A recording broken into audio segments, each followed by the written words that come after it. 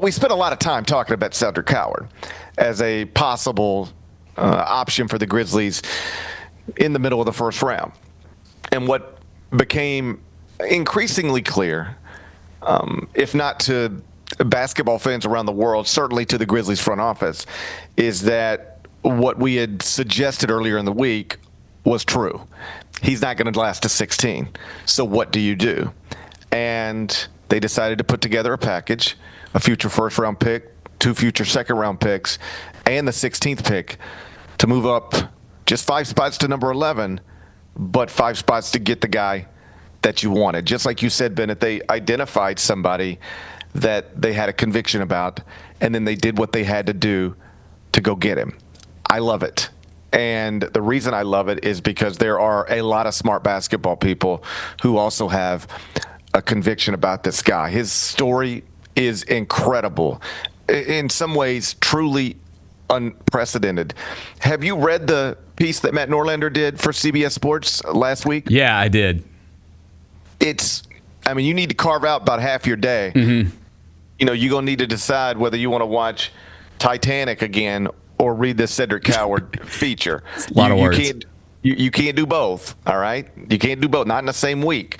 So you're going to have to pick. But if you pick Matt Norlander's Cedric Coward story, you're going to spend the next 17 hours learning a lot about a young man that has gone from a place you're not supposed to start at to get to a place nobody saw coming even just a few years ago. If you don't know the story, I'll give you the quick version. Cedric Coward, just the basics. He's a 6'6 guard, 7'2 wingspan. He's 21 years old, from California.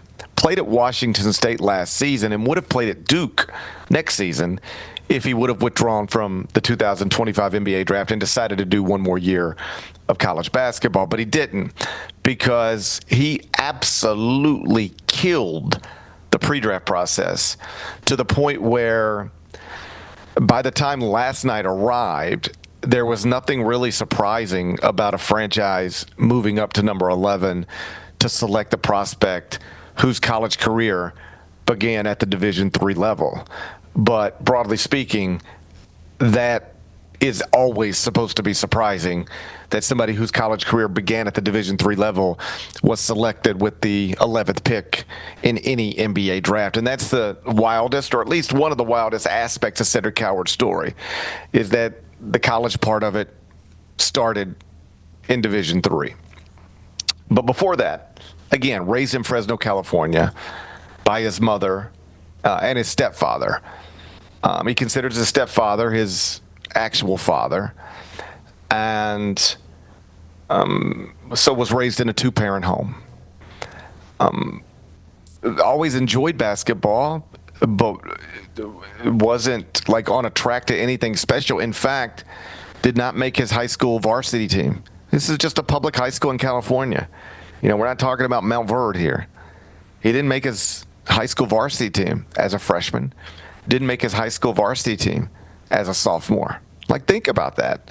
If you ever played high school sports or had children who played high school sports, like, making your varsity team as a sophomore is, if you're supposed to be able to do that if you're on track to being a future lottery pick. I made my high school varsity baseball team as a freshman. I didn't play, but I was on the team, had the jersey. So think about that. I'm totally mediocre in every way. And yet I was on my high school varsity baseball team as a freshman and sophomore, and Cedric Coward could not make his high school varsity basketball team as a freshman or a sophomore. He was playing AAU ball in the summers, but not like for the Indiana Elite or the Mocan Elite or any of these established EYBL, Team Thad type teams. Just little local teams in California. And the summer before his junior year of high school, which is actually an important summer in the evaluation process, he quit his AAU team because he didn't like the way it was going, and just was unhappy with the set of circumstances. but didn't spend that summer, getting individual work done or playing video games. As the story goes, he spent that summer with his grandfather, who he's very close with, building a house for Habitat for Humanity, like hammer, nails, drywall, the whole deal, and really didn't pick up a basketball for weeks. And by all accounts, that was a sort of turning point in his teenage years, like feeling satisfied with accomplishing something like that, building a home with his grandfather, but also the time, little as it was, relatively speaking, away from basketball, sort of reignited a passion for the sport. And so he gets back in the gym and gets to working and actually becomes a very good high school basketball player. But for whatever reason, does not get any Division I offers out of high school. So he ends up picking a Division III school, mostly for its academics, because this is a smart young man who, he's got all the academic honors that smart young men usually accumulate. So this is a bright guy. Goes Division III, mostly for academics, but really plays well. I think in that freshman year, 19.4 points, 12 rebounds, shot 45.3% from three. So now he's on some Division I radars for some just coincidental reasons. There's a story about a Division I coach being in a hotel and turning on a local television channel and seeing a Division I team against a Division III team game on television, and in that game, Cedric Coward happens to be playing and plays well. This coach sees him, remembers him, and the rest, as they say, is history. So he ends up in the transfer portal. He transfers to Eastern Washington, is basically a role player in his first year there, but in between his first year and second year at Eastern Washington, as they are losing players, and it becomes clear based on the current roster construction, Cedric Coward should be a starter next season. He actually goes to his coaching staff and says, do not try to recruit over me. I'm going to be good enough to be the starting here. Don't recruit over me. Don't go try to fill any holes in the backcourt with somebody who's going to play in front of me. I can do this. And they said, okay, deal. Did not get off to a great start, but eventually he really got going, averaging 15.4 points, 6.7 rebounds, shot 38.3% from three. After that season, he actually made himself available for the 2024 NBA draft, and yet did not get an invitation to the Combine, and then did not even get an invitation to the G League Combine, which might not have been surprising to everybody, but it was surprising to him and disappointing. Meantime, his coach at Eastern Washington, David Riley, gets the offer to move to Washington State. So if you're wondering how Cedric Coward ended up at Washington State, this is how. His Eastern Washington coach got the Washington State job. He just followed him there, the same way DJ Wagner, Aduthiero followed John Calipari from Kentucky to Arkansas. So he goes to Washington State, and he believes he should be on NBA draft radars, but the truth is he was not even invited to the Combine or G League Combine a year ago. But he plays 6 games at Washington State, and in those 6 games, he's really good. 17.7 points, 7 rebounds, shot 40% from three. The athleticism is popping. You can start to see it. And then he, in practice, while going up for a rebound, suffers an injury. And when they got imaging on it, it's a shredded rotator cuff and a partially torn labrum in his non-shooting shoulder. Surgery required, season over. Obviously, that's a tough thing to go through. You think you're on your way to the NBA draft. You're finally at the Division I level. You're actually performing well. And then random moment in practice causes you to injure yourself in a way surgery is going to be required, and you're not playing another basketball game this season. Now what? Well, rather than sulk or just sit on the sidelines, he started getting into coaching meetings and was just really a part of the team in ways that, best I can gather, most injured players do not operate within a team structure. He wanted to, if I can't work on my shooting now because my shoulder is recovering from surgery, how can I make me a better basketball player? Maybe it's from the neck up, as they say, and just really starts focusing more on all of the things that can make you a smarter basketball player, better basketball player. And by the time it was time to make decisions, he felt comfortable trying to go through the NBA pre-draft process again. And when he went to the combine, he measured the way he measured, 6'6", wingspan above 7 foot. He jumped the way he jumped. He ran the way he ran. He shot the way he shot. And he interviewed as well as any player could possibly interview. That is the common review.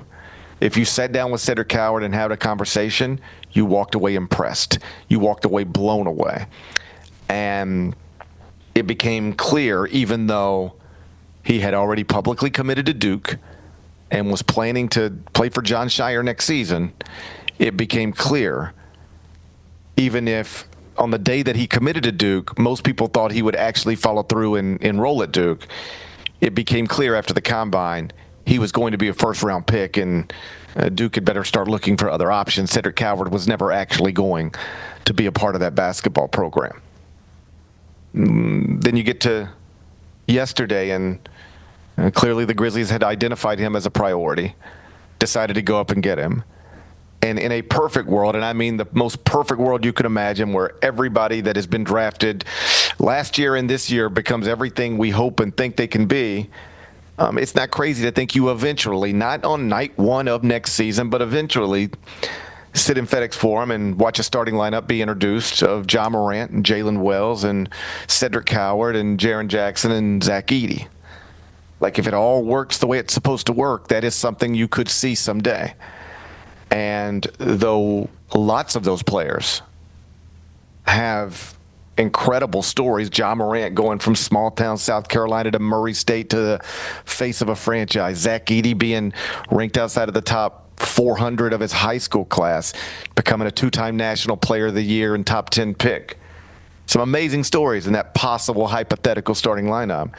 But I don't think any of them will be more amazing than this Cedric Coward story. And if you go read the 5,000 words that Matt Norlander did on him, some of the quotes in there are really interesting and encouraging, and I think offer a light into why the Grizzlies and other front offices fell in love with this guy throughout the interview process. Like, all the athleticism, jumping, moving, lateral quickness, shooting, all that, the body. Like, he has been described as, of all the prospects who were selected last night, nobody's got a better body than him. He's already 21 years old, so he should theoretically be ready to play. All that stuff is easy to see. But it's the other stuff, the way he speaks, the way he talks about himself, the way he carries himself, that really made him the type of prospect you're willing to give up a future first and multiple seconds and a current first to move up just 5 spots to get him. Listen to these quotes. This is something his college coach at Eastern Washington and Washington State, David Riley, said about him. When Matt Norlander asked him just about how wild it is to go from Division III to what we now know as a lottery pick, David Riley said, quote, "It's not wild because I've seen all the work, but at the same time, it is completely crazy." Cedric's ability to see himself in reality, kind of that makes sense, like to himself. He doesn't think he's better than he is and doesn't think things are worse than they are. End quote. And I don't know that I've ever heard that expression put exactly that way before, but that's a fascinating place to be in life if you can ever actually get there. I don't live in that place at all. Like, the idea that you can never think you're better than you are and also never think things are worse than they are, that sounds like a peaceful place to be, a stable place to be. I'm more the opposite of that. Like, there are times where start to think I'm better than I am. And there are lots of times where I think things are way worse than they are. I got to work on all of that. Trying to work on all of that. But according to his college coach, he has a really good sense of self, understands who he is, and understands what he's not. And that's an impressive quality for any young person, basketball player, not to have. Another source just in the basketball industry told Matt Norlander this about Cedric Coward.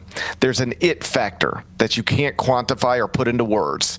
It's a rare combination that I think very few players in this league have. And the ones that have had it, they're the great ones. That's the way they're talking about the young man the Grizzlies used the 11th pick on last night. And then I'll leave you with a quote directly from Cedric Coward, which, if it came from somebody else, like if it came from Shedeur Sanders, people would use it against him. But for some reason, it doesn't come across that way when it comes from Cedric Coward if you know the rest of the story. And here's the quote. For me, it's understanding the moment I'm in now. It's still a day-to-day process. I don't care whether I'm projected top 20, top 10. I don't really care. It's used every day to get better. I want to be able to thrive because making the NBA is already hard enough, but staying in the NBA, especially because you've got a new sum of people always coming in, is even harder. And that's my goal, is then to ultimately become the best I can be. And I believe I can be a Hall of Famer. The Gary Parrish Show, live weekdays at 10 a.m.